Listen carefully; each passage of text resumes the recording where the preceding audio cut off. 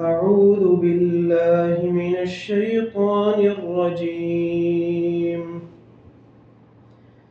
فلما جاء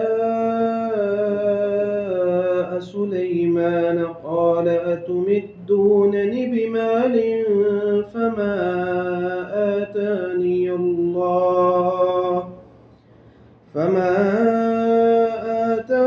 الله خير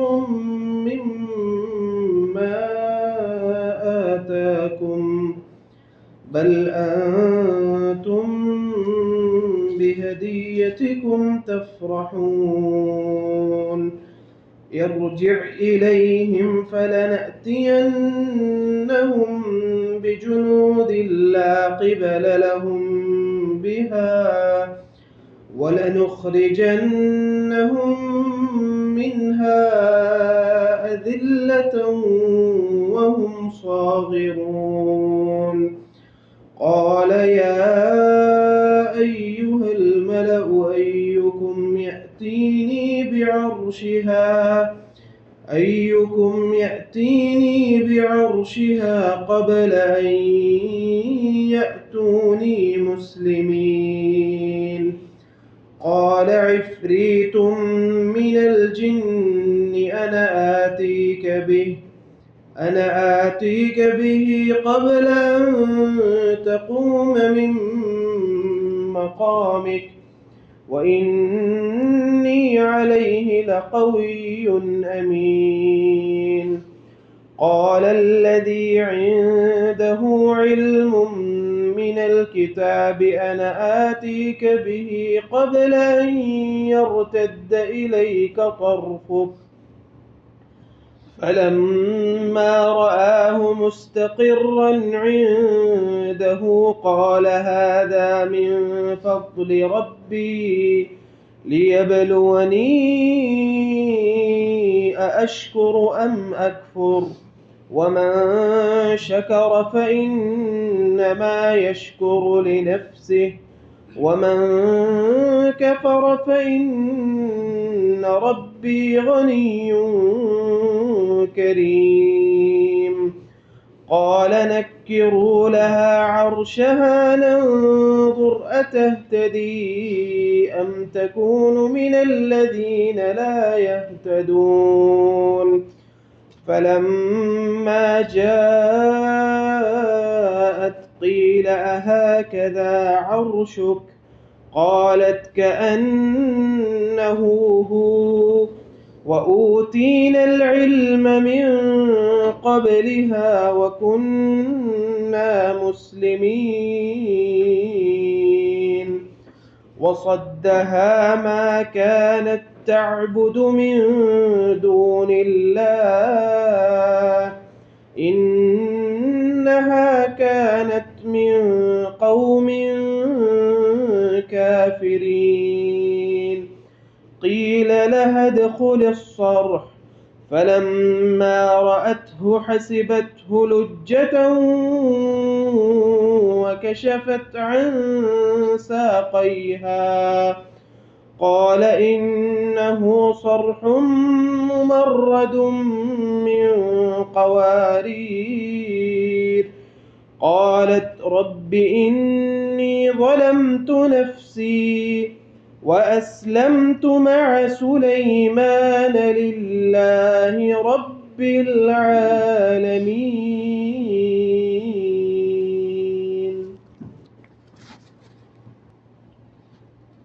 أعوذ بالله من الشيطان الرجيم. بسم الله الرحمن الرحيم.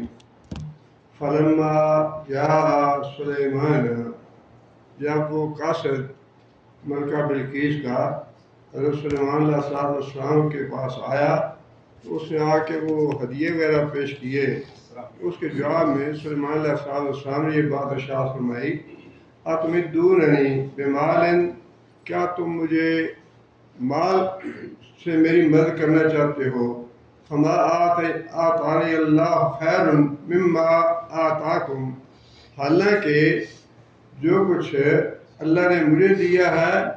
वो बेहतर है उससे जो अल्लाह ने तुमको दिया है। بل انتم بہدیتکم تفرحون، تم اپنے ہدیے کو اپنے پاس رکھو، یہ تمہیں مبارک ہو۔ سلیمان علیہ السلام نے جتنا کچھ بھی مال دولت تھا یا ہدیے تھے وہ سارے واپس کر دیے، اور یہی ملکہ ابلیس دیکھنا چاہتی تھی کہ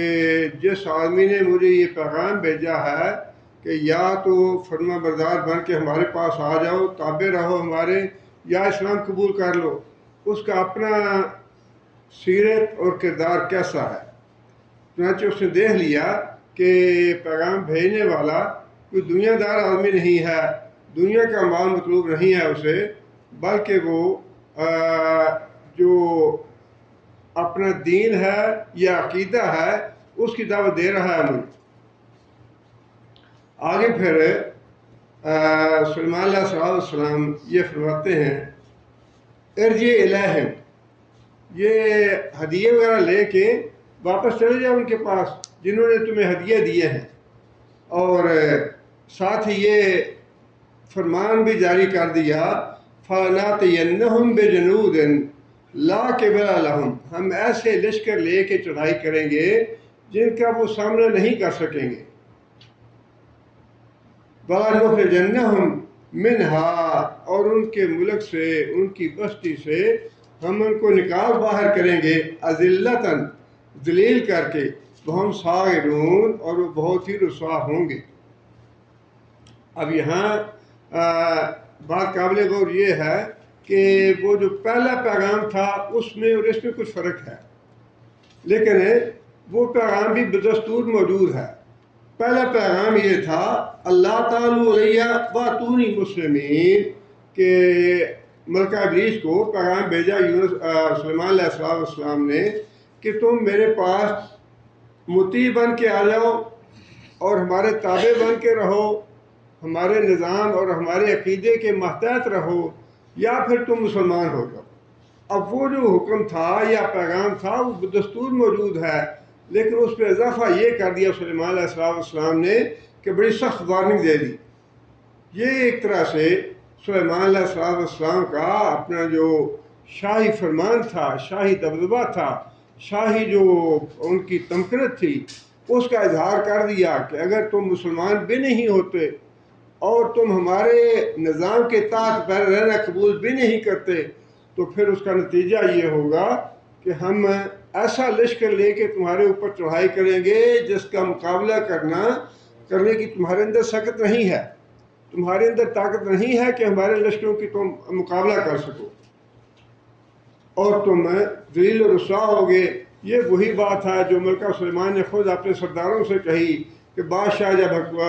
حملے کرتے ہیں، فاتح بنتے ہیں، تو پھر مفتوح علاقے جو ہیں ان کو بہت برباد کر دیتے ہیں، وہاں کے رہنے والوں کو، سرداروں کو،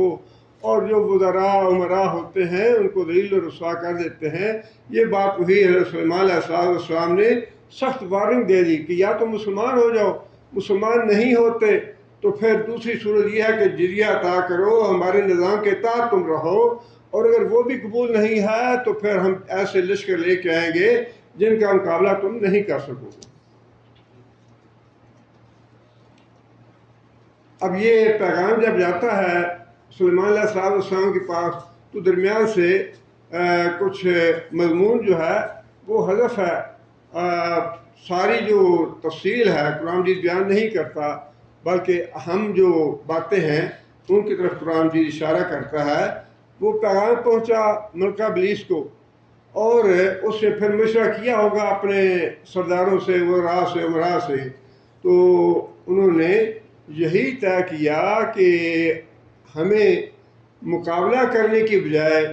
اس آدمی کی بات جا کے سننی چاہیے، جا کے اس سے مکالمہ کرنا چاہیے، جا کے اس سے بات چیت کرنی چاہیے، اور وہاں پہ جو بھی حالات ہوں گے اس مطابق ہم فیصلہ کر لیں گے۔ وہ بجائے اس کے کہ کوئی پیغام دوبارہ بھیجتی، اس نے یہ فیصلہ کیا کہ میں خود جاؤں گی، اور اپنے جانے کی اس نے اطلاع سلیمان علیہ السلام کو دے دی کہ میں تمہارے پاس آ رہی ہوں، اور تمہارے پاس آ کے بات چیت کر کے ہم فیصلہ کریں گے۔ یہ مضمون جو ہے یہ درمیان سے حذف ہے، لیکن اگلی آیت سے یہ پتہ چلتا ہے کہ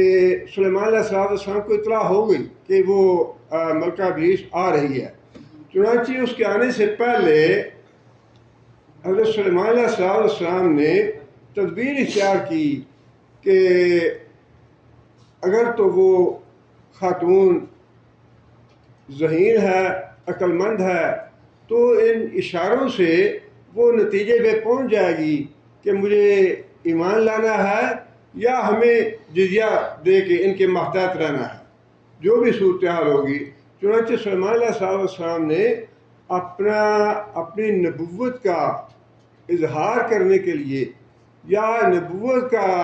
منصب جو تھا اس کو دکھانے کے لیے یہ بات کہی اپنے سرداروں سے کہ اچھا ہم اس کا جو تخت ہے وہ یہاں لے آتے ہیں اور پھر دیکھتے ہیں کہ وہ اس کے بارے میں کیا نتیجہ خود کرتی ہے اس سے۔ چنانچہ سلیمان علیہ السلام اپنے درباریوں سے، اپنے سرداروں سے یہ بات کہتے ہیں، قالا یا ایھا الملأ ایکم یاتینی بعرشھا، اے سرداروں مجھے یہ بتاؤ کہ تم میں سے کون ہے جو اس کا عرش لے آئے۔ یہاں پہ جو معجزات کے منکر ہیں انہوں نے تو ہر جگہ پہ ہی کوئی نہ کوئی تعویل کی ہے ہر معجزے کی، اور یہاں بھی انہوں نے یہ تعویل کی کہ سلیمان علیہ السلام نے جو اپنے ہنرمند تھے، کاریگر تھے، ان کو بلایا اور انہوں نے کہا کہ جیسا اس کا عرش ہے ویسا تیار کر دو، اور بڑی جلدی وہ عرش تیار کر دیا گیا۔ حالانکہ یہاں پہ الفاظ جو ہیں وہ بڑے واضح ہیں، عرش ہا کہ اس کا عرش، عرش لہا نہیں ہے کہ اس جیسا عرش، بلکہ یہ ہے کہ اس کا عرش جو ہے جس پہ وہ بیٹھتی ہے، کون ہے جو تم میں سے وہ عرش اٹھا کے لے آئے، وہ تخت لے کے آئے۔ قبل یاتونی مسلمین، اس سے پہلے کہ وہ ہمارے پاس تابع فرمان ہو کے آئے یا مسلمان ہو کے آئے، دونوں باتیں ہیں۔ اس کے آنے سے پہلے تم میں سے کون ہے جو اس کا عرش اٹھا کے لے آئے۔ قال عفریت من الجن، جنوں پہ بھی چونکہ حکومت تھی سلیمان علیہ السلام کی، لہٰذا جو بڑا قوی جن تھا اس نے یہ بات کہی، انا آتیک بہی، کہ اے پیغمبر میں لے آتا ہوں جا کے، قبل ان تقوم من مقامک، اس سے پہلے کہ آپ اپنے اس نشست سے اٹھیں، کہ یہ مجلس برخاست ہونے سے پہلے، مجلس کے ختم ہونے سے پہلے اگر آپ مجھے حکم کریں تو میں وہ عرش لے آتا ہوں۔ وَإِنِّي عَلَيْهِ لَقَوِيٌّ أَمِينٌ، میں اس پہ پوری قدرت رکھتا ہوں اور پوری طرح مجھے استطاعت ہے، اور میں امانت دار بھی ہوں۔ ایسے نہیں ہے کہ میں وہاں سے عرش اٹھا کے لے آؤں اور کہیں اور چلا جاؤں یا اس عرش سے کوئی چیز نکال لوں، ایسی بات نہیں ہے، بلکہ امین بھی ہوں اور پوری طاقت رکھتا ہوں اس عرش کو لانے کی۔ آگے اللہ تعالیٰ فرماتے ہیں، قال الذی عندہ علم من الکتاب، یہ بات تو تھی جن کی۔ اب آگے اللہ فرماتے ہیں کہ اسی مجلس میں ایک آدمی تھا جس کے پاس کتاب کا علم تھا۔ انا آتیک بہی، اس نے یہ بات کہی کہ میں وہ عرش لا سکتا ہوں، قبل ان یرتد الیک طرفک، اس سے پہلے کہ آپ اپنی آنکھ جھپکیں، آپ کی آنکھ جھپکنے سے پہلے وہ عرش جو ہے وہ میں لا سکتا ہوں۔ اب یہاں پہ قرآن مجید نے یا احادیث میں تو اس کی وضاحت نہیں ملتی کہ وہ شخص کون تھا جس کے پاس علم تھا اور جس نے یہ دعویٰ کیا کہ آپ کی آنکھ جھپکنے سے پہلے میں یہ لے آتا ہوں۔ جن نے تو جو کہنا تھا وہ کہہ دیا، لیکن یہ شخص کون تھا اس کے بارے میں چونکہ وضاحت نہیں ملتی نہ قرآن میں نہ احادیث میں، علماء نے، مفسرین نے اپنے اندازے لگائے ہیں، لیکن جو بات زیادہ قرین قیاس لگتی ہے واللہ عالم بالصواب وہ یہی ہے کہ چونکہ یہ تھا ایک معجزہ، اور معجزہ جو ہے وہ پیغمبر کے لیے خاص ہے، اور یہ معجزہ دکھانا چاہتے تھے سلیمان علیہ السلام کہ میں واقعی اللہ کا نبی ہوں، اور کتاب کا علم جتنا نبی کو ہوتا ہے اتنا کسی اور کو نہیں ہوتا۔ اس لیے قرین قیاس بات یہی ہے، یا اغلب جو گمان کیا جا سکتا ہے وہ یہی ہے کہ وہ خود حضرت سلیمان علیہ السلام ہی تھے جنہوں نے یہ بات کہی کہ میں آنکھ جھپکنے کے سے بھی پہلے اس کو لا سکتا ہوں۔ ان کے پاس ہی وہ علم تھا، وہ علم کتاب کا ہے، علم وحی ہے، جو کچھ بھی تھا، لیکن نہ تو پیغمبر سے زیادہ کسی کے پاس علم ہوتا ہے اور نہ ہی پیغمبر کے علاوہ کوئی دوسرا معجزہ دکھا سکتا ہے۔ جو جنات کی صفات ہیں اس نے تو اپنی حد تک یہ کہہ دیا کہ میں چند گھنٹوں میں یا چند منٹوں میں وہ لا سکتا ہوں، اور وہ جنات کو اللہ تعالیٰ نے اس طرح کی طاقت بہرحال بخشی ہے۔ لیکن یہ جو اگلی بات ہے اس کا تعلق تو سراسر معجزے سے ہی لگتا ہے، اور معجزہ سلیمان علیہ السلام دکھانا چاہتے تھے تاکہ اگر کوئی اس کو شک ہو اس بات میں تو وہ اس معجزے سے شک اس کا دور ہو جائے اور وہ ایمان لے آئے۔ اور دوسرا اس سے علم کی فضیلت بھی معلوم ہوتی ہے۔ علم کی فضیلت کتنی ہے؟ ایک آدمی جسمانی اعتبار سے تو بڑا قوی ہے اور اس کو اللہ تعالیٰ نے بہت سی قدرتیں دے رکھی ہیں جنات کو، لیکن جنات کے ان ساری جو خوبیاں یا اللہ تعالیٰ نے طاقتیں دے رکھی ہیں ان کے مقابلے میں علم کی طاقت جو ہے وہ کہیں زیادہ ہے۔ سورہ بقرہ میں بھی اس طرح کا واقعہ ہے کہ حضرت موسیٰ علیہ السلام جب فوت ہو گئے، ان کے بعد نبی سموئیل کا نام ہے ان کا، وہ نبی تھے، وہ بوڑھے ہو گئے۔ تو جب بوڑھے ہو گئے تو قوم نے، بنی اسرائیل نے خود ہی ان سے کہا کہ آپ ہمارے لیے اپنے بعد کوئی نبی جو ہے وہ منتخب کر دیں۔ تو جو نبی تھے انہوں نے طالوت کا نام لیا کہ اللہ کے حکم سے میں اس کو تمہارا بادشاہ بنا رہا ہوں۔ اس کے جواب میں بنی اسرائیل نے یہ بات کہی، وَقَالَ لَهُمْ نَبِيُّهُمْ إِنَّ اللَّهَ قَدْ بَعَثَ لَكُمْ طَالُوتَ، اللہ نے یہ بات بھیجا ہے اللہ کے حکم سے، میں اس کو نامزد کر رہا ہوں، یہ میرے بعد تمہارا نبی ہوگا۔ قَالُوا أَنَّىٰ يَكُونُ لَهُ الْمُلْكُ، تو بنی اسرائیل نے یہ بات کہی کہ وہ کیسے بادشاہ بن سکتا ہے یا وہ کیسے بادشاہ کے لائق ہے۔ وَلَمْ يُؤْتَ سَعَةً مِنَ الْمَالِ، اس کے پاس تو مال دولت ہی نہیں ہے۔ یہ جو ہے نا مال دولت کی کشش اور مال دولت کی چمک، یہ بھی گمراہی کا باعث ہے۔ نبوت کے لیے انہوں نے یہ سمجھا کہ کوئی بڑا مال دولت والا آدمی ہونا چاہیے۔ کالا، اس کے جواب میں نبی نے یہ بات کہی بنی اسرائیل کو، ان اللہ اصطفاہ علیکم، اللہ تعالیٰ نے اس کو چنا ہے تمہارے لیے، وزادہ بسطۃ فی العلم والجسم، اس کو اللہ نے جسمانی قوت بھی عطا کی ہے اور اس کے ساتھ ساتھ اللہ نے اس کو علم بھی عطا کیا ہے۔ اگر جو سربراہ ہے، حکمران ہے، وہ کتاب و سنت کا علم رکھتا ہے تو وہ نیکی کی طرف رہنمائی کرے گا، اور اگر کتاب و سنت کے علم سے جاہل ہے حکمران تو وہ تباہی اور بربادی کی طرف لے کے جائے گا، قوم کو، پورے ملک کو تباہ اور برباد کرے گا۔ یہاں سے علم کی فضیلت معلوم ہوتی ہے کہ آپ اپنے سردار ان لوگوں کو بناؤ جن کے پاس قرآن حدیث کا علم ہے، لیکن اس کے باوجود یہ سوچ عام ہے اور اب تک یہی چلی آ رہی ہے کہ سردار تو وہ ہونا چاہیے جس کے پاس مال دولت ہو بہت زیادہ۔ نبی صلی اللہ علیہ وسلم کے بارے میں بھی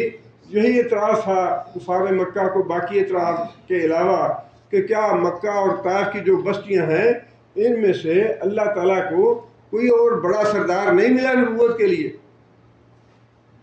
ان کا خیال بھی یہی تھا کہ بڑا مال دولت ہونا چاہیے، باغ ہونے چاہیے اور باڈی گارڈ ہونے چاہیے، بہت سے ملازم ہونے چاہیے، اس کی بڑی شان بان ہونی چاہیے، بڑی شان ہونی چاہیے، تب وہ نبی بنتا ہے۔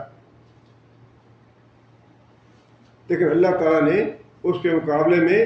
یہی بات ارشاد فرمائی ہے کہ جو علم کی فضیلت ہے قرآن و حدیث کی، جو اب دیکھیں نا، یہ جتنا انسان کو سکون اور خیر و برکات قرآن و حدیث کے علم والوں کے پاس ہیں، اتنے دنیا دار لوگ تو نشے کر کے سوتے ہیں، رات کو گولیاں کھا کے سوتے ہیں۔ کسی شاہ القرآن کو، شاہ الحدیث کو آپ نے دیکھا ہے کبھی کوئی ایسا بے چین یا مضطرب ہو بندہ، شاہ القرآن ہو اور رات کو گولیاں کھا کے سوتا؟ اور یہ سیاستدان اور جتنے سردار ہیں اور جتنے یہ امیر وزیر ہیں، کسی ایک آدمی کا نام لیں جو گولیوں کھائے بغیر سوتا؟ چین اور سکون نہیں ہے اس سے، مال اور دولت سے چین اور سکون نہیں ہے۔ چین اور سکون جو ہے وہ قرآن اور حدیث کے علم میں ہے۔ بار بار فضیلت اللہ کے رسول نے بھی بار بار اس کی فضیلت بتائی ہے۔ جنت کی راہ آسان ہو جاتی ہے اس سے، دنیا کی ہر چیز تمہارے لیے دعا کرتی ہے، مچھلیاں جو ہیں پانی کے اندر اور چونکیاں بلوں کے اندر تمہارے لیے دعا کرتی ہیں، مال دولت والوں کے لیے کوئی نہیں کرتا۔ شاہ محمد بن صالح عثیمین نے بڑی اچھی بات کہی ہے اور وہ پلے باندھنی چاہیے۔ وہ کہتے ہیں کہ حضرت عثمان علیہ السلام بڑے مالدار تھے، بڑے لوگوں کو ان کے مال سے فائدہ پہنچا، بہت صدقہ کرتے تھے، بہت خرچ کیا، لیکن آج حضرت عثمان علیہ السلام کے مال میں سے ایک درہم یا ایک دینار بھی ہمارے پاس نہیں پہنچا۔ یہ ہے مال کی قیمت یا مال کی اصلیت۔ اور علم کے بارے میں شاعر فرماتے ہیں کہ ابو ہریرہ کا جو علم تھا، اس نے جو علم کا صدقہ کیا، اس کا صدقہ جو ہے 1400 سال آج بھی ہم اس سے سیراب ہو رہے ہیں۔ اس کا علم کا جو صدقہ ہے آج بھی ساری دنیا اس سے فائدہ اٹھا رہی ہے۔ کتنی اچھی بات ہے اور کتنی اچھی سوچ ہے کہ جو علم ہے وہ اس سے رہتی دنیا تک، اللہ کے رسول نے فرما دیا کہ جو علم ہے، جو پھیلایا جاتا ہے، پڑھایا جاتا ہے، لوگوں کو بتایا جاتا ہے، وہ علم جو ہے قیامت تک وہ فائدہ ہی فائدہ ہے اس کا۔ اور مال تو پھر اتنی دیر تک ہے جب تک اس مال کا مالک زندہ ہے، وہ اس کو دیتا ہے، پھیلاتا ہے، صدقہ کرتا ہے، خیرات کرتا ہے، اس کو فائدہ ہے۔ لیکن بات وہی ہے کہ حضرت عثمان رضی اللہ تعالیٰ عنہ کے مال سے ایک درہم اور دینار آج کسی کے پاس نہیں ہے، لیکن حضرت ابو ہریرہ کے علم سے ساری دنیا مستفید ہو رہی۔ اس لیے یہ علم کی فضیلت یہاں دونوں باتیں ہیں۔ ایک تو معجزہ بھی بتا دیا کہ حضرت سلیمان علیہ السلام کا یہ معجزہ تھا، جو عرش جو اتنی دور سے، ظاہر ہے عرش جو ہے جب وہ ملکہ وہاں نہیں ہوگی تو ایسے تو نہیں ہے کہ وہ کھلا پڑا ہوگا، وہاں باڈی گارڈ ہوں گے، کمرے کے اندر لاک ہوگا، وہ محفوظ ہوگا کسی جگہ پہ۔ اس ساری محفوظ جگہ سے باڈی گارڈوں کی نگاہوں سے نظر انداز کرتے ہوئے وہ لے آنا، یہ علم کی فضیلت ہے، معجزہ ہے سلیمان علیہ السلام کا۔ فرمایا کہ جس کے پاس علم تھا اس نے کہا کہ میں آنکھ جھپکنے سے پہلے لے آتا ہوں، فلما رآہ مستقرا۔ اب وہ آنکھ جھپکنے میں کتنی دیر لگتی ہے؟ اب سلیمان علیہ السلام جو ہیں، جب اس نے جیسے یہ بات کہی، اگلے ہی لمحے وہ عرش جو تھا وہ حضرت سلیمان علیہ السلام کے پاس رکھا ہوا تھا۔ فلما رآہ مستقرا، جب سلیمان علیہ السلام نے اس عرش کو اپنے پاس پڑا ہوا دیکھا، اندہ قال ھذا من فضل ربی، تو سلیمان علیہ السلام نے کہا کہ یہ تو میرے رب کا فضل ہے، لیبلونی ااشکر ام اکفر، کہ میں اللہ کا شکر گزار بندہ بنتا ہوں یا اللہ کا ناشکرہ بنتا ہوں۔ اس سے بھی، اس فکرے سے بھی پتہ یہی چلتا ہے کہ سلیمان علیہ السلام نے یہ جو اللہ نے معجزہ دیا انہیں، یا ان کے علم کی وجہ سے یہ اللہ تعالیٰ نے ان کو اعزاز بخشا، تو اس پہ وہ شکر ادا کر رہے ہیں اللہ کا کہ یہ مجھ پہ اللہ کا فضل ہے۔ اب اللہ تعالیٰ کی نعمتوں کا اور اللہ تعالیٰ کے احسانات کا شکر ادا کرنا یہ تو واجب ہے، اور یہ شکر جو ہے یہ محض اتنا کہہ دینے سے یا اپنے گھر کے اوپر لکھ دینے سے ھذا من فضل ربی، بڑے شوق سے لکھواتے ہیں، بڑے بڑے محلات بنا کے اور بڑے بڑے قصر بنا کے اور بڑے بڑے مکان بنا کے ھذا من فضل ربی، اور اگلی بات بھول جاتے ہیں۔ یہ جو اللہ فضل کرتا ہے یا جو اللہ احسان کرتا ہے، جو اللہ نعمتیں دیتا ہے، وہ دیتا کیوں ہے؟ مال دیا ہے، دولت دی ہے، بیوی بچے دیے ہیں، گھر بار دیا ہے، کوئی منصب دیا ہے، کوئی اونچا عہدہ دیا ہے، جو کچھ بھی دیا ہے، یہ ساری چیزیں اس لیے ہیں کہ اللہ تعالیٰ آزمائے کہ تم سے اچھا کون ہے۔ خلق الموت والحیات لیبلوکم ایکم احسن عملا، اللہ نے تمہیں یہ جو نعمتیں دی ہیں زندگی کی اور اس کے بعد مرنے کے بعد بھی جو کچھ ہوگا، یہ ساری نعمتیں اللہ کے احسان اور اللہ کے فضل جو ہیں یہ اس لیے ہیں کہ اللہ دیکھنا چاہتا ہے کہ تم میں سے اچھے عمل کون کرتا ہے۔ نعمتیں لینا بھول جانا یہ تو نمک حرامی ہے، اس سے غافل ہو جانا اللہ کی نعمتوں سے، اللہ کے احسانات سے، اور یہ محسوس نہ کرنا۔ جب انسان، یہ ضروری تو نہیں ہے کہ انسان بستر میں پڑے یا اسپتال پہ چلا جائے تو تب ہی محسوس کرے کہ صحت کتنی اچھی چیز ہے یا کتنی بڑی نعمت ہے، یا انسان کا حادثہ ہو جائے، ٹانگ ٹوٹ جائے، بازو ٹوٹ جائے، یا انسان کا سر پھٹ جائے، تو کیا تبھی انسان کو یہ محسوس کرنا چاہیے کہ اللہ نے مجھے کتنی نعمتیں دے رکھی تھی؟ یہی وہ بات ہے جس بات سے پیغمبر بھی اپنی قوموں کو بار بار ڈراتے رہے کہ میں تمہیں آج اچھے حال میں دیکھ رہا ہوں، لیکن وہ ڈر یہ ہے کہ تم ایمان نہیں لاؤ گے، توبہ استغفار نہیں کرو گے، اللہ کا عذاب آ جائے گا، برباد ہو جاؤ گے۔ اور یہ دھوکہ ہر بندے کو لگا ہوا ہے، ہر بندے کو، مجھ کو بھی ہے کہ نہیں ٹھیک ہے جو کچھ کر رہے ہیں نا، بس ٹھیک ہے، بہت اچھا ہے، اچھا وقت گزر رہا ہے، بڑا کچھ اللہ نے دیا ہے، بس میں جو کچھ کر رہا ہوں یہی ٹھیک ہے، باقی ساری دنیا غلط۔ حالانکہ جو کچھ اللہ نے دے رکھا ہے نا، مجھے دے رکھا ہے یا آپ کو دے رکھا ہے، اللہ سخت آزمائش کر رہا ہے ہماری،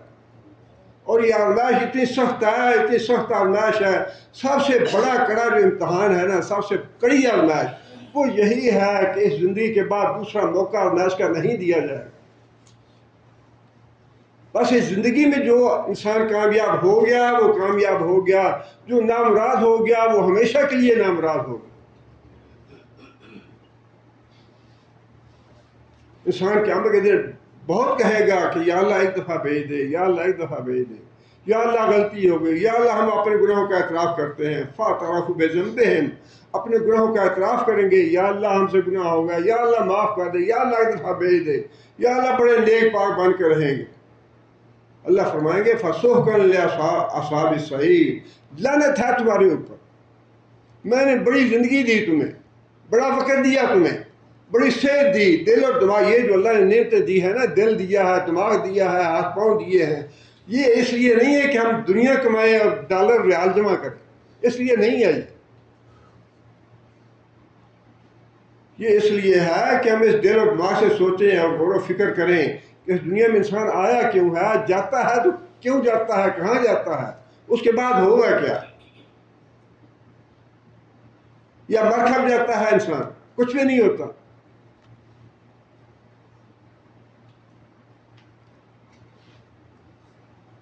اور آگے پھر اور بھی اچھی بات ارشاد فرمائی سلیمان علیہ السلام نے، یا اللہ تعالیٰ کا کلام ہے، وَمَنْ شَكَرَ فَإِنَّمَا يَشْكُرُ لِنَفْسِهِ، جو آدمی اللہ کا شکر کرتا ہے وہ اپنا فائدہ کرتا ہے۔ اپنا فائدہ کیا ہے وہ بھی اللہ نے بتا دیا، لَإِن شَكَرْتُمْ لَأَزِيدَنَّكُمْ، اگر شکر کرتے رہو گے تو میں اپنی نعمتوں میں اضافہ کرتا رہوں گا اور بھی زیادہ نعمتیں دوں گا۔ وَلَئِن كَفَرْتُمْ إِنَّ عَذَابِي لَشَدِيدٌ، اور اگر تم ناشکری کرو گے میری نعمتوں کی تو میں پہلے دی ہوئی نعمتیں بھی چھین لوں گا۔ اور یہ سب کچھ قرآن بھی ایسا اللہ کی قسم شیشہ ہے، ہم اپنی آنکھوں کے ساتھ روزانہ اور دائیں بائیں آگے پیچھے جو کچھ لکھا ہے قرآن میں وہ اپنی آنکھوں سے دیکھتے ہیں، اس سے سبق حاصل نہ کرے تو یہ ہماری اپنی بد نصیبی ہے، لیکن اپنی آنکھوں سے دیکھتے ہیں کہ اللہ تعالیٰ نے بے شمار نعمتیں دی، نہ شکری کی تو اللہ تعالیٰ نے کس طرح ساری نعمتیں چھین لی، کس طرح محروم کر دیا دنیا کی نعمتوں سے بھی اور دین کی نعمتوں سے۔ اور جو شکر گزار بندے ہیں، اللہ کی نعمتوں کا شکر کرنے والے ہیں، کس طرح اللہ تعالیٰ ان کو سکون دیتا ہے، راحت دیتا ہے، اور کس طرح اللہ تعالیٰ اپنی نعمتوں میں اضافہ کرتا ہے۔ اور یہ بات جو ہے اللہ تعالیٰ نے بار بار قرآن مجید میں ارشاد فرمائی ہے کہ جو آدمی شکر کرتا ہے اللہ پہ کوئی احسان نہیں کرتا۔ یہ نمازیں پڑھ کے یہ نہ سمجھو کہ ہم اللہ پہ احسان کر رہے ہیں۔ تو نبی صلی اللہ علیہ وسلم نے یہ بات ارشاد فرمائی، اللہ یہ فرماتا ہے کہ اگر ساری مخلوق جب سے میں نے پیدا کی ہے تب سے لے کر قیامت تک کی ساری مخلوق، جنات بھی اور انسان بھی، اگر سارے کے سارے ایسے ہو جائیں جیسے کوئی بڑے سے بڑا متقی آدمی ہو سکتا، سارے متقی اور پرہیزگار بن جائیں، تو میری سلطنت میں، میری حکومت میں، میرے اقتدار میں، میرے اختیارات میں، میرے تصرف میں ایک ذرہ برابر اضافہ نہیں ہوگا۔ سارے نیک پاک بن جاؤ، سارے نمازی بن جاؤ، سارے روزہ دار بن جاؤ، سارے صالح اور متقی اور نیک بن جاؤ، تب بھی میری سلطنت میں، میرے اقتدار میں، میری حکومت میں تمہارے متقی ہونے سے ایک ذرہ برابر بھی اضافہ نہیں ہوگا۔ یہ ہے غنی ذات۔ اور یہ بھی فرمایا کہ اگر ساری مخلوق، جنات بھی، انسان بھی، اول بھی، آخر بھی، سارے کے سارے شیطان بن جائیں، گناہ گار بن جائیں، بدکار بن جائیں، میرا ذرہ برابر نقصان نہیں کر سکتا، میری حکومت میں ذرہ برابر کمی نہیں ہوگی۔ غنی حمید کا مطلب یہ ہے، انکا غنی حمید، یا اللہ تو غنی بھی ہے، حمید بھی ہے، جس کا مطلب یہ ہے کہ اللہ تعالیٰ کی ذات جو ہے نا، کوئی بھی اس کی تعریف نہ کرے، اللہ کی تعریف ہو، اللہ قابل تعریف ہے، پھر بھی قابل تعریف ہے۔ کوئی اللہ کی عبادت نہ کرے تب بھی اللہ عبادت کے لائق ہے، کوئی اللہ کی حمد و ثنا نہ کرے تب بھی اللہ کی ذات حمد و ثنا کے لائق ہے۔ سورہ لقمان میں بھی اللہ تعالیٰ نے یہ بات فرمائی لقمان علیہ السلام کو مخاطب کر کے، وَلَقَدْ آتَيْنَا لُقْمَانَ الْحِكْمَةَ، ہم نے لقمان کو دانائی عطا فرمائی، أَنِ اشْكُرْ لِلَّهِ، اور اس کو حکم یہ دیا کہ اللہ کا شکر ادا کرو۔ دانائی بھی اللہ کا فضل ہے، یہاں تک کہ نبی صلی اللہ علیہ وسلم تشریف لائے صحابہ کرام میں، اور نبی صلی اللہ علیہ وسلم غسل کر کے تشریف لا رہے تھے، پانی کے قطرے گر رہے تھے بالوں سے، صحابہ نے کہا یا رسول اللہ، آج تو لگتا ہے کہ آپ بڑے مسرور ہیں، بڑے خوش ہیں، آپ کی طبیعت بڑی اچھی لگ رہی ہے۔ فرمایا کہ ہاں یہ بھی اللہ کی طرف سے ہے۔ طبیعت میں سرور آنا، طبیعت میں راحت محسوس ہونی، طبیعت میں سکینت محسوس ہونی، طبیعت کا مطمئن ہونا، یہ بھی اللہ کی نعمتوں میں سے ایک نعمت ہے۔ اور ساتھ یہ بات ارشاد فرمائی کہ یہ جو صحت ہے نا اور سرور ہے، طبیعت کی سکینت ہے، فرمایا یہ مال دولت سے اچھی ہے۔ ہم تو کہتے رہتے ہیں نا یا فلاں وہ بڑا ہیرو ہے، فلاں بڑا ذہین ہے، اس کے فلاں سنہری قول تو فلاں قول تو فلاں قول، جو سنہری قول رسول اللہ صلی اللہ علیہ وسلم کے ہیں وہ ہمیں معلوم نہیں ہوتے، اس لیے ہمیں دھوکہ لگتا ہے۔ چرچل تو بڑا ذہین تھا، اس کے اقوال پڑھو، وہ کلنٹن تو بڑا ذہین ہے، اس کے اقوال پڑھو۔ یہ ہماری اپنی بدبختی ہے کہ ہمیں سنہری اقوال کا علم نہیں ہوتا، رسول اللہ صلی اللہ علیہ وسلم کے فرمان جو ہیں ان کا ہمیں پتہ نہیں ہوتا، اور ہم دوسروں کے باتوں پہ لٹو ہو جاتے ہیں۔ فلاں نے یہ بڑی ذہانت کی بات کی، فلاں نے بڑی عقل مندی کی بات کی، اللہ اور اللہ کے رسول سے بڑھ کے عقل مند کون ہے؟ اس دھوکے سے نکلنا چاہیے ہمیں۔ کافر تو جہنمی ہیں، ان کے اقوال کی بات کیا ہے؟ جو جہنم میں جانے والے ہیں ان کے اقوال کو سنہری کہنا اپنی بدبختی ہے ہماری۔ فرمایا کہ ہم نے دانائی دی تھی لقمان علیہ السلام کو، عقل مندی دی، ذہانت دی، حکمت دی، اور اس کے بعد ہم نے اس کو حکم دیا کہ اللہ کا شکر بھی ادا کرنا. ذہانت اور عقل مندی جو ہے، دیکھیں نا، اللہ تعالیٰ معاف کرے، ہاں جی فلاں ایجاد تو فلاں کیا، فلاں ایجاد فلاں کیا، فلاں کی ایجاد ہے، وہ اس ایجاد کے لیے وہ ذہانت کس نے دی؟ کافر تھا، مشرک تھا، جو بھی تھا، وہ عقل اور ذہانت تو اللہ کی دی ہوئی ہے. کیا اللہ کا شکر کیا اس نے؟ فرمایا کہ ہم نے لقمان کو حکمت دی اور اس کو حکم دیا کہ اللہ کا شکر کر. وَمَن يَشْكُرْ فَإِنَّمَا يَشْكُرُ لِنَفْسِهِ. پھر وہی بات کہ شکر کرو، اور اگر شکر کرو گے تو جو شکر کرے گا وہ اپنا ہی بھلا کرے گا، اس کی نعمتوں میں اضافہ ہوگا، اس کو سکینت حاصل ہوگی، اس کو برکت حاصل ہوگی، اس کو راحت حاصل ہوگی. جو اللہ کا شکر ادا کرے گا وہ اپنا ہی بھلا کرے گا، اپنا ہی فائدہ کرے گا. اللہ پہ کوئی احسان نہیں ہے، یا اللہ کی حکومت میں یا اللہ کے تصرف میں، اللہ کے اختیارات میں کوئی اضافہ نہیں کرے گا. اللہ کی کبریائی یا اللہ کی عظمت میں کوئی اضافہ نہیں ہوگا. وَمَنْ كَفَرَ فَإِنَّ اللَّهَ غَنِيٌّ حَمِيدٌ. اور اگر کوئی ناشکری کرتا ہے تو جائے جہنم میں. جو اللہ کا شکر نہیں ادا کرتا جائے، اللہ کو کوئی پرواہ نہیں ہے. نبی صلی اللہ علیہ وسلم نے یہ بات بڑی واضح فرمائی ہے کہ اللہ تعالیٰ ساری مخلوق کو جہنم میں ڈال دے، اللہ پھر بھی ظالم نہیں ہے. اللہ مالک ہے، اللہ خالق ہے، اللہ رازق ہے. جسے چاہتا ہے 2 ہاتھ دیتا ہے، جسے چاہتا ہے ٹنڈا پیدا کر دیتا ہے، جسے چاہتا ہے 2 آنکھیں دیتا ہے، جسے چاہتا ہے بینا نابینا پیدا کر دیتا ہے، جسے چاہتا ہے معذور پیدا کر دیتا ہے، جسے چاہتا ہے صحیح سالم پیدا کرتا ہے، اور جسے چاہتا ہے صحیح سالم پیدا کرنے کے بعد اس کے عذاب واپس لے لیتا ہے. فالج ہو گیا، آنکھیں بند ہو گئی، سماعت بند ہو گئی، پاگل ہو گیا، یہ ساری نعمتیں دی ہوئی اللہ چھین لیتا ہے.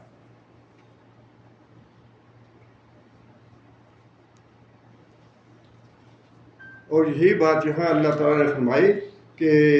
وَمَنْ شَكَرَ فَإِنَّمَا يَشْكُرُ لِنَفْسِهِ، کہ جو آدمی شکر کرتا ہے وہ اپنا بھلا کرتا ہے. وَمَنْ كَفَرَ فَإِنَّ رَبِّي غَنِيٌّ كَرِيمٌ. اور اگر کوئی ناشکری کرتا ہے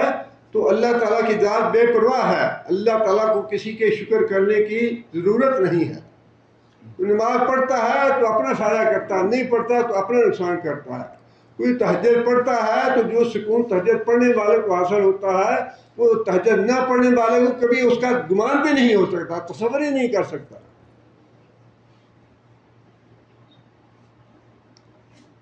آگے پھر سلیمان علیہ السلام کے پاس وہ تخت آ جاتا ہے. اب سلیمان علیہ السلام امتحان لینا چاہتے ہیں ملکہ بلقیس کا کہ کیا ملکہ بلقیس جو ہے ہمارے اس معجزے سے کوئی رہنمائی حاصل کرتی ہے یا نہیں، کیا کوئی سوجھ بوجھ سے کام لیتی ہے. اور اس کو اس بات کا ادراک ہو جاتا ہے کہ اتنا بڑا کام، میرا جو عرش تھا جو کتنے تالوں میں محفوظ ہوگا، کتنے باڈی گارڈ ہوں گے اس کے، وہاں سے اٹھائے کون، کس طرح لے آیا یہ. سوچ، اگر اس کے اندر کوئی سوچ پیدا ہوئی تو اس کو ہدایت مل جائے گی، اور اگر وہ اندھی بنی رہی تو پھر معاملہ دوسرا ہوگا. سلیمان علیہ السلام نے حکم دیا کہ یہ جو عرش ہے اس کا، اس میں تھوڑا دو بدل کر دو، نکرو، اس کا تھوڑا بہت تبدیلی کر دو اس میں. عرشہا ننظر اتہتدی ام تکون من الذین لا یہتدون. ہم یہ دیکھنا چاہتے ہیں، ہم امتحان لینا چاہتے ہیں ملکہ کا کہ کیا وہ ان لوگوں میں شامل ہے جو بات کی تہ تک پہنچ جاتے ہیں، یا ان لوگوں میں شامل ہے جو نعمتیں دیکھ کے بھی اندھے بن جاتے ہیں، نعمتیں دیکھ کے بھی بہرے بنے رہتے ہیں، سوچنے کے لیے تیار نہیں ہوتے کہ یہ نعمتیں اللہ نے کیوں دیں، کتنی نعمتیں دیں، کتنا فضل کیا، کتنا احسان کیا. اس سے کوئی ہدایت نہیں پاتے. سلیمان علیہ السلام اب ملکہ بلقیس کا امتحان لینا چاہتے ہیں کہ وہ کتنی ذہین ہے، کتنی عقل مند ہے، کون سا راستہ اختیار کرتی ہے. فلما جات، اب وہ ملکہ بلقیس آ گئی. قیلا احاکذا عرش، ظاہر ہے وہ اپنے عمراء وزراء کے ساتھ آئی ہوگی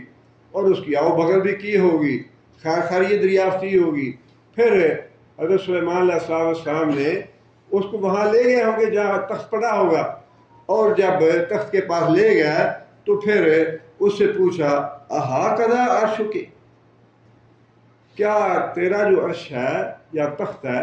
وہ بھی ایسا ہی ہے جیسا یہ تخت ہے؟ قالت انہ ہوا، لگتا تو ایسے ہے جیسے یہ ویسا ہی ہے. انکار نہیں کیا اس نے کہ نہیں نہیں یہ کیسے ہو سکتا ہے، وہ تو بڑے تالوں میں پڑا ہے، بڑی حفاظت میں ہے، بڑے باڈی گارڈ ہیں، فلاں مکان ہے، فلاں محل ہے، اس کے اتنے دروازے ہیں، سب کچھ ہے، وہ کیسے آ سکتا ہے؟ انکار نہیں کیا اس نے کہ نہیں نہیں یہ نہیں ہو سکتا. اور نہ ہی بضبط اقرار کیا کہ یہ تو بالکل وہی ہے، یہ بھی نہیں کہا. درمیانی سی بات کی کہ لگتا تو ایسے ہے جیسے یہ وہی ہے.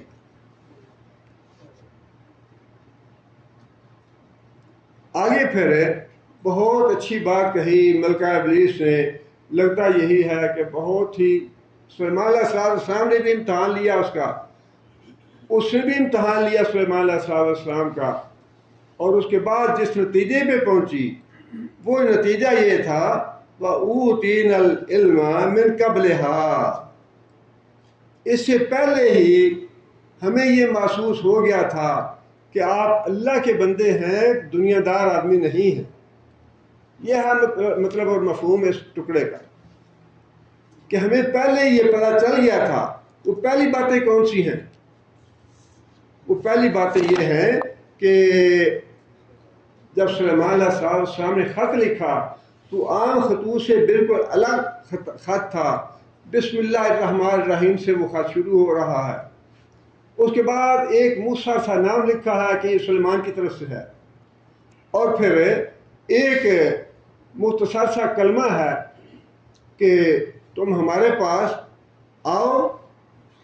فرما بردار بن کے آؤ یا مسلمان بن کے آؤ، بس خط اتنا ہی ہے. یہ بڑی ایک تعجب والی اور حیرت والی بات تھی کہ ایک بادشاہ ہے اور وہ مخاطب کر رہا ہے ایک ملکہ کو، اور اتنی عجیب انداز سے اور عجیب طریقے سے اسے خط لکھا ہے. اس خط سے ہی اس نے بہت کچھ سمجھ لیا کہ جو خط لکھنے والا ہے وہ کوئی دنیا کا بادشاہ نہیں ہے، بلکہ وہ کوئی اللہ کا نیک آدمی ہے جو کوئی سے مخاطب ہے. اس کے بعد پھر دوسری بات جو اس نے محسوس کی وہ یہ تھی کہ جتنے بھی ہدیے دیے، سونا تھا، چاندی تھا، اونٹ تھے یا ملازم تھے یا خدام، جو کچھ بھی تھا، وہ سارے کے سارے اس میں کچھ ایک چیز بھی نہیں لی سلیمان علیہ السلام. اور یہ چیزیں ایسی نہیں ہیں کہ ان کو نظر انداز کیا جائے. ایک ایک بات ایسی ہے جس کو وہ بھی دیکھ رہی تھی کہ سلیمان علیہ السلام کا یا خط لکھنے والے کا رد عمل کیا ہے.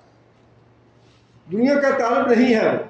اس نے جس بات کا مطالبہ کیا ہے وہ یہ ہے کہ مجھے پتہ چلا ہے کہ تم سورج کی بات کرتی ہو، سورج کی بات چھوڑ دو، یہ شرک ہے، یہ مجھے گوارا نہیں ہے کہ میری حکومت بھی ہو،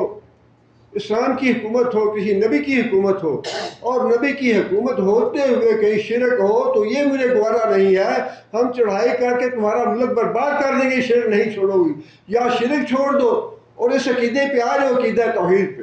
تو تمہاری مملکت بھی محفوظ ہے اور تم محفوظ ہو. لیکن اگر تم شرک نہیں چھوڑتی تمہارا ملک برباد کر دیں گے، ہم پہ حملہ کریں گے، یا پھر تمہیں جزیہ دے کے ہمارے تابع رہنا پڑے گا، عقیدہ توحید کے نظام کے تابع رہنا پڑے گا. یہ جو تنبیہ تھی سلیمان علیہ السلام کی، یہ بھی اس کے کان کھول دینے کے لیے، آنکھیں کھول دینے کے لیے بہت تھا کہ ہدیے اس کے دنیا کا مال نہیں چاہیے، دنیا کا مال واپس ہے، بس مجھے یہ چاہیے کہ تم عقیدہ توحید پہ آ جاؤ، جو اللہ کا دین ہے اس پہ آ جاؤ، وہ مجھے مطلوب ہے. سورج کی پرست چھوڑ دو، سورج الہ نہیں ہے بلکہ سورج کو بلانے والا الہ ہے.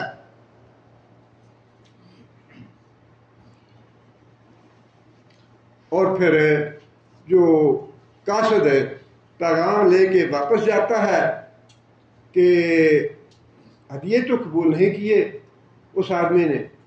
ہدیے قبول نہ کرنے کے بعد یہ وارننگ اس نے دوبارہ دے دی ہے، اور پھر اس نے ظاہرہ جا کے اس کے سلیمان علیہ السلام کے معاملات جو تھے، محلات ہیں، ان کے خدام ہیں، ان کا جو کچھ بھی وہاں پہ طرز حکومت ہوگا یا ان کے وہ بھی جا کے بتائے ہوں گے کہ اس کے معاملات ایسے ہیں. اور پھر جا کے وہ پیغام بھی دے دیا جو بڑا سخت پیغام تھا کہ اگر تم فرما بردار نہیں بنتے، تابع نہیں بنتے اور مسلمان نہیں بنتے تو پھر ہلاکت اور بربادی کے لیے تیار ہو جاؤ. یہ پیغام جو تھا قاصد کے ذریعے، یہ بھی اس کی آنکھیں کھولنے کے لیے کافی تھا. اور پھر چوتھی بات جو تھی وہ پھر رہی سے ساری کسر جو تھی اس معجزے نے پوری کر دی جو سلیمان علیہ السلام نے اس کو دکھا دیا کہ میں دنیا کا طالب نہیں ہوں، دنیا کا بادشاہ نہیں ہوں، میرا تعلق تو اللہ تعالیٰ سے ہے، اور اللہ نے مجھے یہ معجزہ دیا ہے، اللہ نے مجھ پہ یہ فضل کیا ہے کہ تیرا جو ہے وہ 100 پناہوں کے باوجود، 100 حفاظتوں کے باوجود مجھے اللہ نے قدرت دی ہے کہ میں وہ اسے یہاں لے آیا ہوں تیرے آنے سے پہلے. یہ تھی وہ باتیں جس کے بارے میں ملکہ ابلیس نے فوراً یہ نتیجہ اخذ کر لیا کہ ہمیں تو پہلے ہی پتہ چل گیا تھا کہ آپ اللہ کے نبی ہیں اور آپ کوئی دنیا دار بادشاہ نہیں ہیں، ہمیں یہ پہلے ہی محسوس ہو گیا تھا. وَكُنَّا مسلمین، اور اب ہم مسلمان ہوتے ہیں. کتنی مختصر سی بات اس نے کہی اور کتنی جلد فیصلہ کر لیا. اس نے یہ نہیں کہا کہ اچھا مجھے 1 مہینے کی مہلت دیں، میں واپس جاتی ہوں، اپنے سرداروں کے ساتھ مشورہ کرتی ہوں، پھر میں جواب دیں گی. بلکہ وہیں پہ وہ اس نتیجے میں پہنچ گئی کہ یہ اللہ کا نبی ہے، اور جس بات کی یہ مجھے دعوت دے رہا ہے کہ سورج کی پرستش چھوڑ دو، غیر اللہ کی پرستش اور پوجا چھوڑ دو، یہ سارا شرک ہے، عقیدہ توحید کی طرف آؤ، اسلام کی طرف آؤ. نہیں آتے تو پھر ہم چڑھائی کریں گے، پھر ہم تمہارا ملک برباد کر دیں گے اور عقیدہ توحید نافذ کریں گے، اس ملک اسلام نافذ کریں گے. اس عورت نے فوراً فیصلہ کر لیا کہ واقعی یہ اللہ کے نبی ہے، لہذا اس نے اقرار کر لیا سلیمان علیہ السلام کے سامنے کہ میں اسلام قبول کرتی. اب آگے پھر اللہ تعالیٰ نے ایک اور بڑی اہم بات ارشاد فرمائی ہے، وہ یہ ہے کہ وَصَدَّهَا، اور اس کو اسلام کی طرف آنے سے کس چیز نے روک رکھا تھا؟ عقیدہ توحید کی طرف آنے سے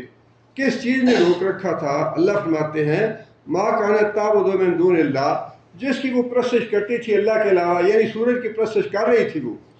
اب سیدھے راستے سے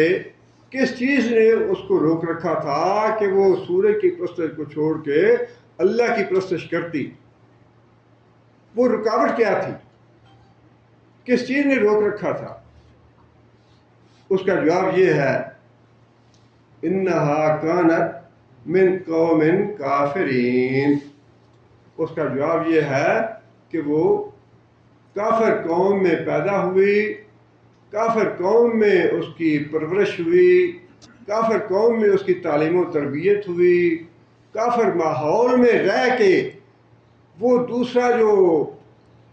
رخ تھا تصویر کا وہ سامنے آیا ہی نہیں. جو کفر اور شرک کے ماحول میں رہے گا، جو کفر اور شرک کے ماحول میں رہے گا وہ بڑا ہو کے کافر اور مشرک ہی بنے گا. بڑی اہم بات ہے یہ معمولی بات نہیں ہے. اس میں یہ بات واضح کر دی گئی، وہ جو بات اللہ کے رسول نے فرمائی تھی نا کہ بچہ جو ہے وہ عقیدہ توحید پہ، اسلام پہ پیدا ہوتا ہے. اب اباہ یحودان ہی، نصران ہی او یمجسان ہی، وہ جو ماحول ہے باہر کا، اس کے ماں باپ کے گھر کا ماحول، ماں باپ کی تعلیم، ماں باپ کی تربیت، وہ اس کو یا عیسائی بنا دیتی ہے، یا یہودی بنا دیتی ہے، یا مجوسی اور مشرک بنا دیتی ہے. اللہ نے کتنی واضح باتیں ہیں، اس کے باوجود نہیں نہیں ہمارے بچے جو ہیں وہاں نمازیں بھی پڑھتے ہیں، وہاں بڑی دین کا کام ہے، بڑا دعوت کا کام وہ تنتاوی کی آپ نے رپورٹ سب لوگوں نے پڑھی ہے، پرانی ہو گئی ہے، لیکن اس نے تنتاوی کی جو پوتی تھی اس نے کہا کہ ہمارا دادا جو ہے تنتاوی بڑے مورخ ہیں، مفسر ہیں، بڑے عالم فاضل آدمی تھے مصر کے، تو ان کی پوتی نے کہا کہ ہمارے دادا جو ہیں وہ ہمیں اکثر یہ کہتے تھے کافر ملکوں میں نہیں جانا، یہاں اپنے ملک میں رہو، جیسا بھی ہے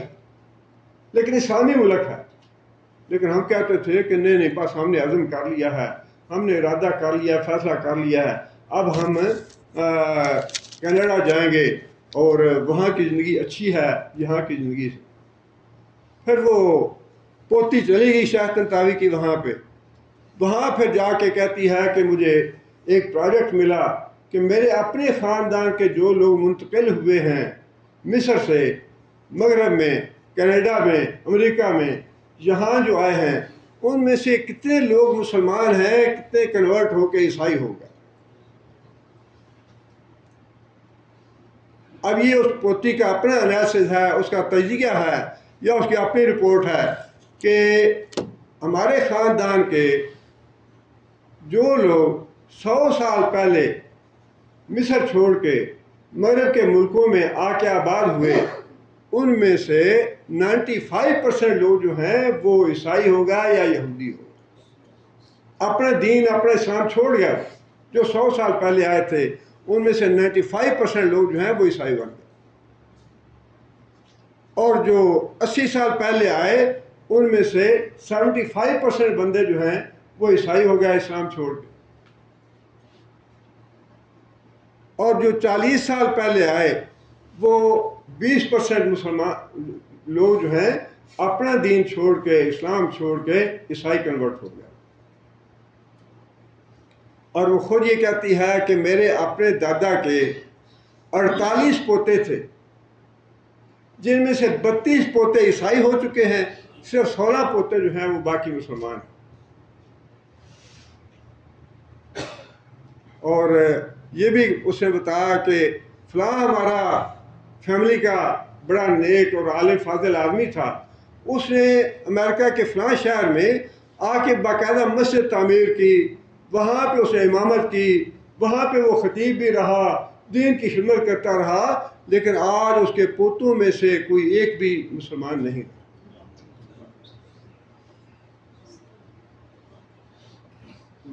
کتنی دفعہ اللہ نے بھی کہہ دیا کہ وہ راستے کی رکاوٹ کیا تھی، اس کے راستے کی ایمان لانے میں رکاوٹ یہ تھی کہ وہ کافروں کے گھر پیدا ہوئی، مشرکوں کے ہاں اسے پرورش پائی، مشرکوں کے ماحول میں تعلیم اور تربیت ہوئی، سارا کچھ وہاں رکھا، اس کو یہ پتہ ہی نہیں چلا کہ سورج کے علاوہ کسی اور کی بات بھی کرنی ہے۔ ماحول نے بیڑا گرک کیا اس کا، ماحول نے تباہ کیا اس کو۔ جب اس کے سامنے دوسرا پہلو آ گیا کہ سورج جو ہے یہ الہ نہیں ہے، سورج کو پیدا کرنے والا، سورج تو مخلوق ہے، جو اس کا خالق ہے وہی الہ ہے، وہی عبادت کے لائق ہے، جب اس کے سامنے یہ بات آئی تو فوراً اس نے اسلام قبول کر لیا۔ اللہ کے رسول نے بھی یہ بات ارشاد فرمائی کہ جو آدمی کافروں کے ملک میں جا کے رہے گا، کافروں کے ساتھ باقاعدہ وہاں جا کے رہائش اختیار کر لے گا، میں اس سے بری ذمہ ہوں قیامت کے دن۔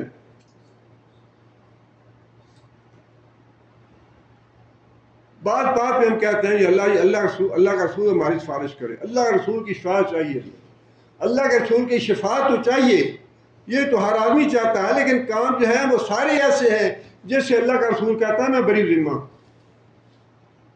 اللہ کے رسول کو اس بات کی ضرورت نہیں ہے کہ ہمارے بچوں نے کتنے ڈالر کمائے، اللہ کے رسول کو اس بات کی کتنی ضرورت نہیں ہے کہ ہمارے بچوں نے کتنا بزنس کیا کافر ملکوں میں جا کے۔ اور یہاں کے شیوخ نے تو بڑی سخت پابندیاں لگائی ہیں ان لوگوں پہ بھی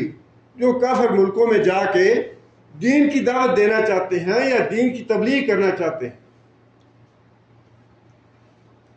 دین کی دعوت کے لیے، دین کی تبلیغ کے لیے وہ آدمی جائے جسے اس بات کا کم از کم یقین اپنی ذات کے طور پر، جیسے معاملہ اللہ کے ہاتھ میں ہے، اپنی ذات کے طور پہ اس کو یہ یقین ہو کہ میں ان فتنوں میں مبتلا نہیں ہوں گا، میری دعوت کا اثر ہوگا اور میری دعوت جو ہے وہ اثر کرے گی، لوگ ممکن ہے اسلام کی طرف رجوع کریں اور میں خود ان کے فطروں میں مبتلا نہیں ہوں گا. جس آدمی کو اتنا علم ہو اور جس کا ایمان اتنا قوی ہو وہ آدمی جائے غیر ملکوں میں دین کی دعوت کے لیے. اللہ نے بھی یہ بات ارشاد فرما دی کہ اس کے راستے کی رکاوٹ جو تھی وہ کافرانہ ماحول اور مشرکانہ ماحول تھا. اور اس کی کتنی مثالیں ہماری آنکھوں کے سامنے بھی ہیں. اللہ کے رسول نے بھی یہ بات ارشاد فرما دی کہ کافر کی اور مشرک کی آگ اکٹھی نہیں جل سکتی، ان کا اکٹھے گزارا نہیں ہو سکتا. یہ کتنے دلائل دیے وکلاء نے اور دوسرے علماء نے بھی جب پاکستان برابر ہندوستان تقسیم ہوا. دلائل تو بڑے دے دیے اور دلائل تو واقعی ٹھیک تھے وہ، لیکن عملاً تو جو کچھ ہوا وہ عملاً تو سب کچھ اس کے برعکس ہوا. لیکن دلائل وہ سارے واقعی ٹھیک تھے کہ مسلمان اور کافر اور مشرک جو ہیں اکٹھے نہیں جا سکتے. دلائل وہ ٹھیک تھے کہ ایسے ماحول میں انسان کو نہیں رہنا چاہیے. اسلامی ماحول میں رہیں گے، علماء فضلاء اور دینی حلقوں کے ساتھ ملے رہیں گے تو ویسی سوچ پیدا ہوگی، اسلامی ماحول ہوگا. نماز کی نہ پڑھنے کے باوجود، عادت نہ ہونے کے باوجود مسجد کا راستہ نظر آئے گا. نہ چاہتے ہوئے بھی انسان مسجد کی طرف چل پڑتا ہے. لیکن اگر ماحول ہی کافر والا ہو جہاں ہر جگہ بے نماز ہی بے نماز ہو، وہ تو راستے کی رکاوٹ بنے گا نا. جیسی بات اللہ نے خود فرما دی اور اللہ کے رسول نے فرما دی، بس صدّہا، اس کو جس چیز نے روک رکھا تھا اسلام کی طرف آنے سے وہ اس کا کافرانہ ماحول تھا جس میں پرورش پائی اس نے، جس میں پیدا ہوئی وہ. اور یہ باتیں جو ہے نا بڑی آنکھیں کھولنے والی ہیں. جو کفار مکہ تھے ان کے لیے بھی، جن کو اپنی چودراہٹوں پہ، اپنی سرداریوں پہ اور اپنے مال دولت پہ بڑا غرور تھا کہ ہم چودھری صاحب ہیں، ہم سردار ہیں اپنے کنبے قبیلے کے، اور ہم اپنی تجارت کو، ہماری بہت وسیع ہے، ہم مالک ہیں ساری تجارت کے، عربوں کی تجارت کے، سب کچھ تھا. لیکن اس غرور اور تکبر نے ان کو دین کی طرف، اسلام کی طرف، اللہ رسول کی طرف آنے سے روک دیا. اللہ فرماتے ہیں کہ وہ بھی ایک ملک کی مالک تھی، لیکن جب اس کے سامنے حقیقت آئی تو اس نے ضد کو اور ہر طریقے کا راستہ اختیار نہیں کیا. اپنے بادشاہت کو اور اپنی جو سلطنت تھی اس کو، یا اپنے منصب کو، اپنی جو بادشاہ تھی اس کو راستے کی رکاوٹ نہیں بننے دیا. جب اس کو محسوس ہو گیا کہ یہ واقعی اللہ کا نبی ہے، یہ باتیں دنیا کے بادشاہ والی باتیں نہیں ہیں، تو وہ فوراً ایمان لے. اور یہ تو اللہ نے خود ارشاد فرمایا نا کہ کفار مکہ اور یہود اہل کتاب یعرفونہ کما یعرفون ابناءہم، جس سے اپنے بیٹوں پہ یقین ہوتا نا یہ میرا ہی بیٹا ہے، فرمایا کہ اسی طرح یہ پہچانتے ہیں نبی صلی اللہ علیہ وسلم کو. لیکن ان کا تکبر، ان کی ضد اور ان کا غرور یہ راستے کی رکاوٹ بنا ہوا. اس عورت نے ضد اور تکبر نہیں کیا. اس عورت کو جب پتہ چلا کہ یہ اللہ کا نبی ہے فوراً اس کے آگے سرنڈر کر دیا، فوراً جھک گئی اس کے آگے، فوراً کہہ دیا کہ جو تمہارا دین ہے وہی میرا دین ہے، میں اسلام قبول کرتی ہوں.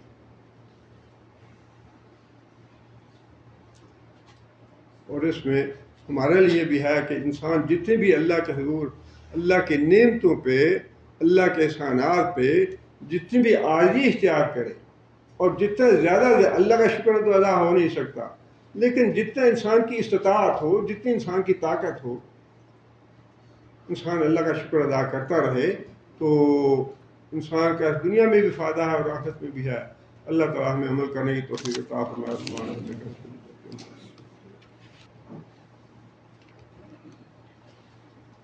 أعوذ بالله من الشيطان الرجيم. فلما جاء سليمان قال أتمدونني بمال فما آتاني الله خير مما آتاكم بل أنتم بهديتكم تفرحون ارجع إليهم فلنأتينهم بجنود لا قبل لهم بها ولنخرجنهم منها أذلة وهم صاغرون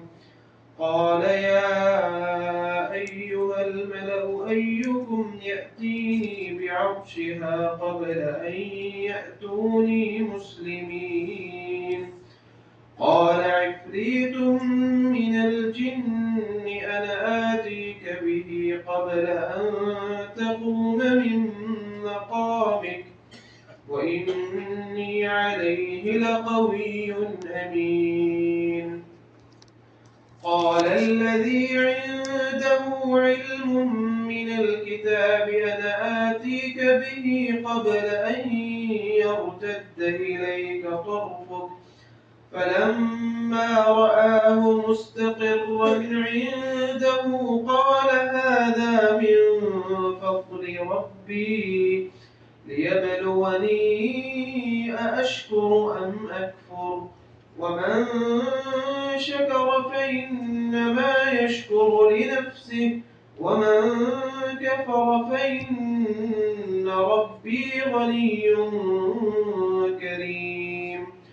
قال نكروا لها عرشها ننظر أتهتدي أم تكون من الذين لا يهتدون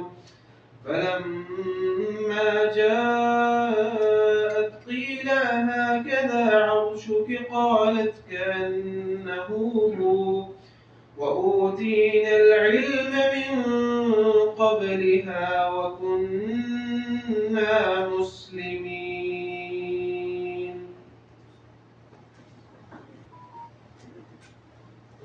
ये भाई ने विरासत के बारे में सवाल किया है। जितने भी मिरास है, खाओ ज़मीन है या